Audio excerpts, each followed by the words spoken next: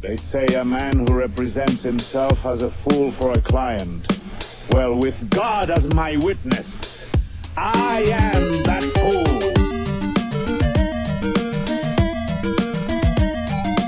What's up, my wizards? It's Dev from Mtg. We like magic, and today I got another one of them $10 decks that y'all seem to like so much, and this one I've been working on for a good long while. Here's Mono Blue Efficiency.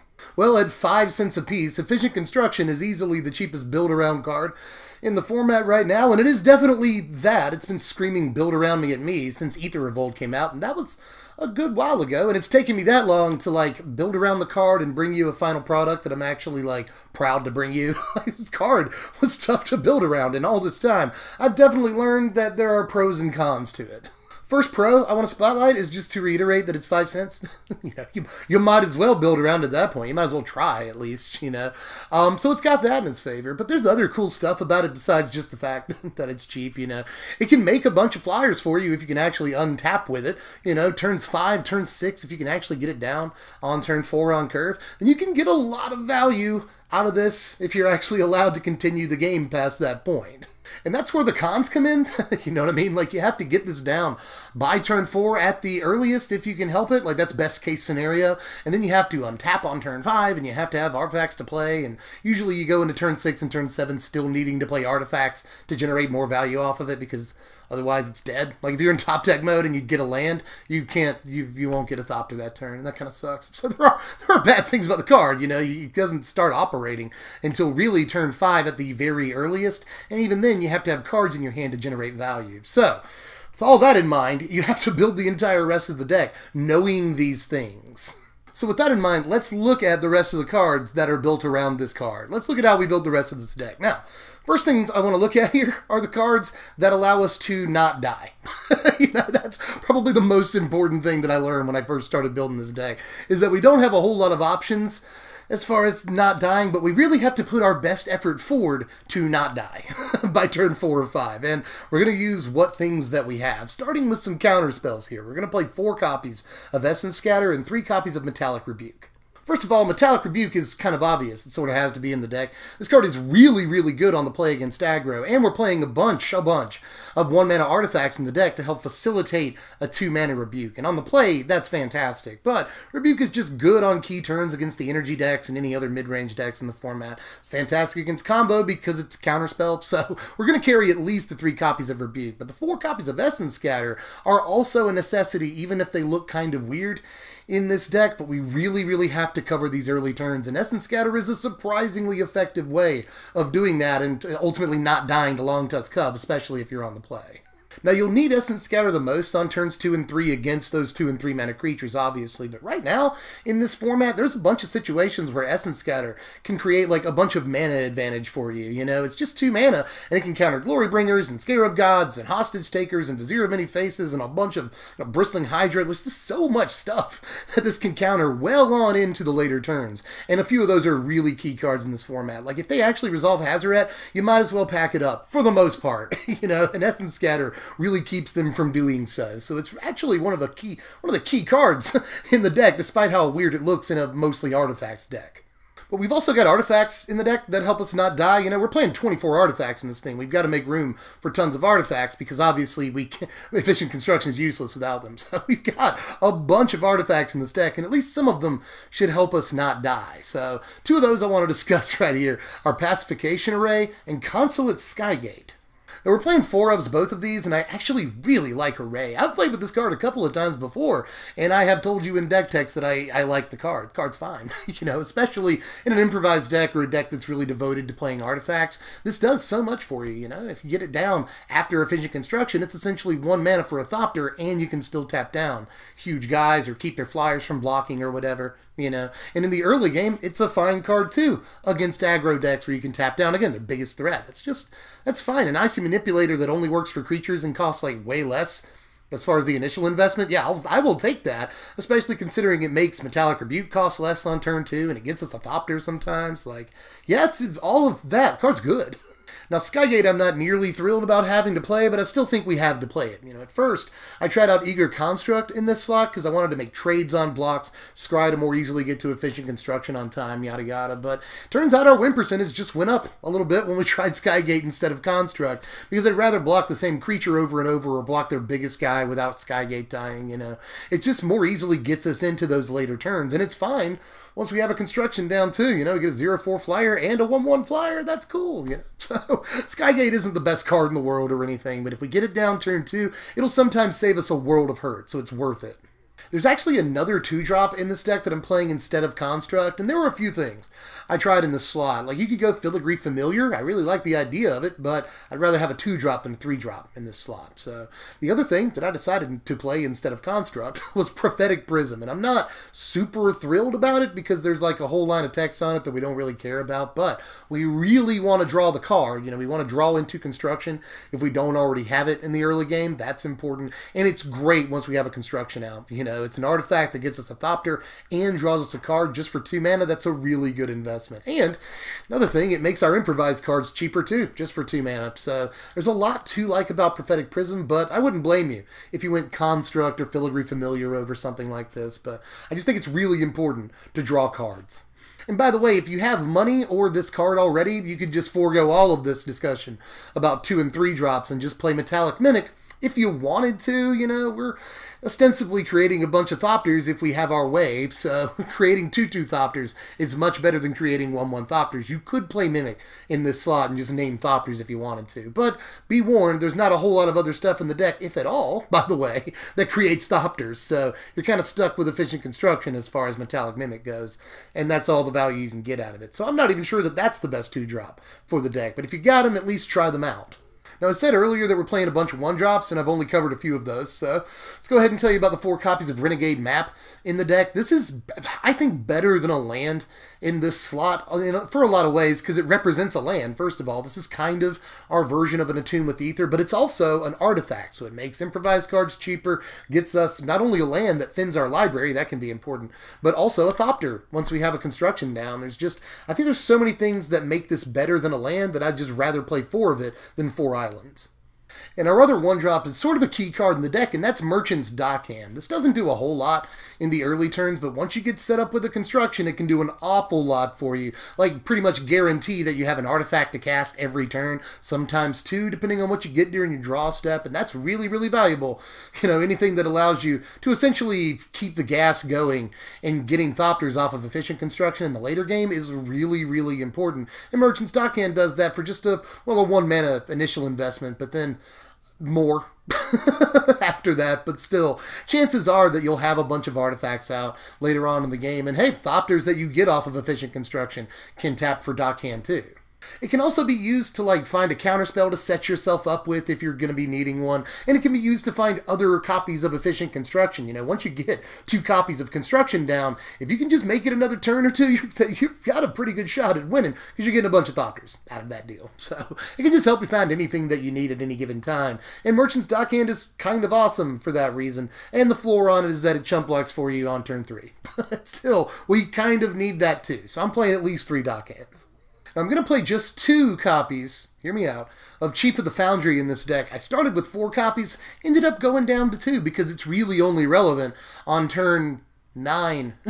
You know, turns 7, 8, 9 some of the time when you have a few Thopters out. Once you have 3, 4 Thopters, Chief of the Foundry is really, really good, but it takes so long to get to that situation that I don't want a bunch of Chief of the Foundries gumming up my hand in the early game when I'm trying to get to more important cards or cards that'll cover our butt until we can get to construction. So I just don't think there's room for 4 copies of Chief of the Foundry, and we have until like turn 6 a lot of the time to find one. That's plenty of time to find 2, especially with stuff like Dockhand and other cards in the deck that help us dig for whatever we need at any given time. So I just don't think it's worth playing all 4 copies of Chief here, but we are going to play a couple of copies because sometimes a turn 7 Chief is ridiculous.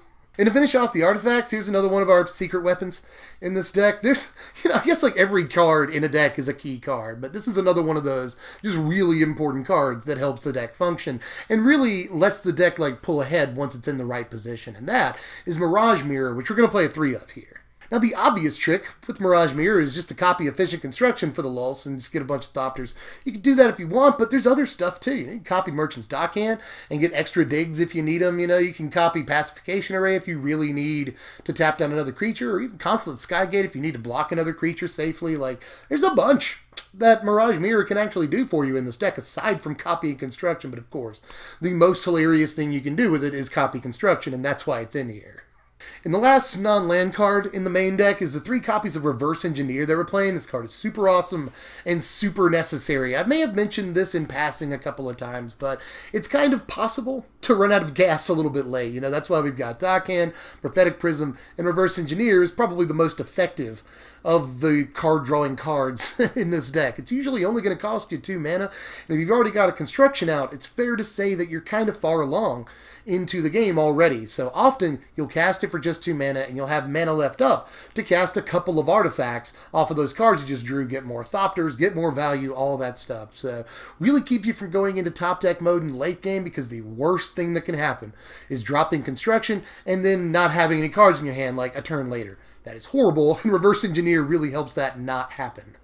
And we're playing 22 lands in the deck. It's pretty simple mana base. We're playing islands and a copy of Inventor's Fair. And Inventor's Fair is pretty sweet. If you've got extra copies lying around, 2 or 3 can go in the deck, that's fine. But I wanted to keep it at $10 here, and it's actually one of the most expensive cards in the deck. But it functions pretty fine, Go get whatever artifact you want, ensure a thopter in the late game, all that's great. So if you've got a couple extra copies, throw them in. But I think 22 lands is fine here. I've never needed more than that, at least in my experience with the deck. We've got Renegade Maps, we've got stuff that draw cards, we're fine on lands. And here's our sideboard right here. We've got a couple of really bad matchups, so we're going to try to shore that up. First of all, aggro is easily our worst matchup. We've got to do something games 2 and 3 if we want to survive this match. So there's the Deadlock Trap that you may have already commented about because you didn't see it in the main deck, but honestly, Deadlock Trap is just kind of a bad card. I know it's a necessary concession we have to make for aggro, but I am loath to play this in the main deck. I just really kind of don't like it. It doesn't work forever. It costs an awful lot. There's just a lot of bad stuff about it, but we've got to play it somewhere in the 75 because it does sometimes work for a couple of turns to hold off aggro. So although it's not in the main deck, I will put it in the sideboard. But Ether Meltdown is a much better card, so I'll make room for 3 of that, even though it's not an artifact. I just think it's like the best blue removal we could play right now, and aggro is very, very good against us, so we sort of have to play a few copies of it. And then River's Rebuke, awesome. Maybe could go in the main deck for my money, but I'd probably go up a land if I wanted to play this every game, But against aggro, if we can get to it, it's just so awesome. And against mid-range energy decks and such, they work really hard developing their board too, just like we do. So it can be hair-pullingly stressful for them if we take out the entire board they've been working all game on that they're going to kill us with in 2 turns. Just River's Rebuke is so good, and I'd like to make room for it in the main, to be honest. As far as control goes, though, we've got Hope of Girper and Negate. Negate will counter sweepers, which we absolutely hate. Even though Efficient Construction can be a very resilient card because we can build our board back up pretty easily with it, it still feels so bad to get swept of like 5, 6 thopters we've been working really hard to get. So Negate is in there against those and other random stuff control will play. And then Hope of Girper will help make sure that we can actually get to Efficient Construction on turn 4 and play it through counter spells. That's super important. And it's an artifact, so sometimes it's 1 mana for a thopter that gets us another thopter. That's a good deal.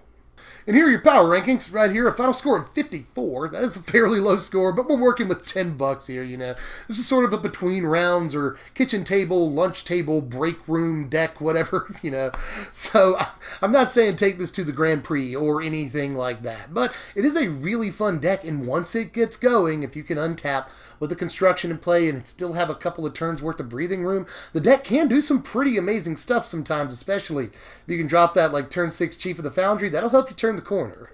But all in all, the deck is admittedly tough to pull off, like wins against really high profile or expensive decks, or like good decks, tier 1 decks in the meta. It's tough to do it, but you can sometimes. You just have to play really, really conservatively for the most part. If I had any advice to give you, it's like, if you have Essence Scatter and a 2-mana artifact in your hand on turn 2, especially if you're on the play, really at any time, to be honest, you might want to hold up the Essence Scatter.